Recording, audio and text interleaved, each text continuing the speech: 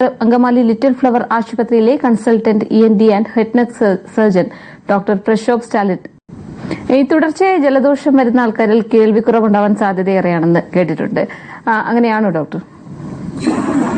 തുടർച്ചയായ ജലദോഷം വരികയും അപ്പോൾ ഞാൻ നേരത്തെ പറഞ്ഞ ഒരു ചെവിയോ മൂക്കും തമ്മിൽ കണക്ട് ചെയ്യുന്ന ആ യൂസ്റ്റേഷൻ ട്യൂബിന്റെ പ്രവർത്തനം തകരാറിലാവുക, ഈ ഒരു അവസ്ഥയിലാണ് കേൾവിക്കുറവ് വരുന്നത്.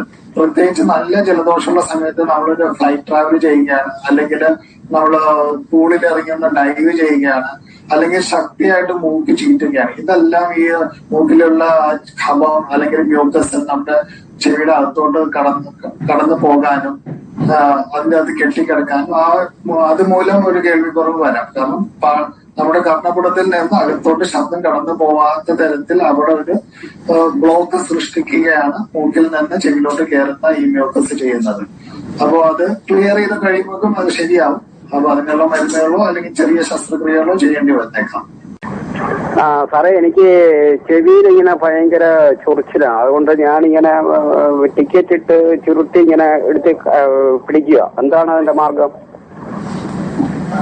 ചൊറിച്ചില് നമ്മൾ എന്തെങ്കിലും ചെവിയിൽ ഇട്ടുകൊണ്ടിരുന്നിട്ടുണ്ടെങ്കിൽ, പേപ്പർ ആയിക്കോട്ടെ, തുണി ആയിക്കോട്ടെ, ബഡ്സ് ആയിക്കോട്ടെ, ഇതൊക്കെ എന്തെങ്കിലും ഇട്ട് നമ്മൾ അതിന്റെ അകത്ത് ചെറുതായിട്ട് ഇങ്ങനെ സ്ക്രാച്ച് ചെയ്തുകൊണ്ടിരുന്നാൽ ഒരിക്കലും ഈ ചൊറിച്ചിൽ മാറൂല. എപ്പോഴും ആ ഒരു ശീലം, ആ ഒരു പ്രവണത ആദ്യം ഒഴിവാക്കുക. അത് കഴിഞ്ഞ് ഇതിന്റെ അകത്ത് എന്തുകൊണ്ടാണ് ചൊറിച്ചിൽ, പൂപ്പല് കാരണമാണോ, വാക്സ് കൊണ്ടാണോ, അതിനൊരു പരിഹാരം കാണുക. പിന്നെ ഡ്രൈ സ്കിൻ ആണെങ്കിൽ അതിനുള്ള ഓയിൽമെന്റോ കാര്യങ്ങളോ പുരട്ടുക.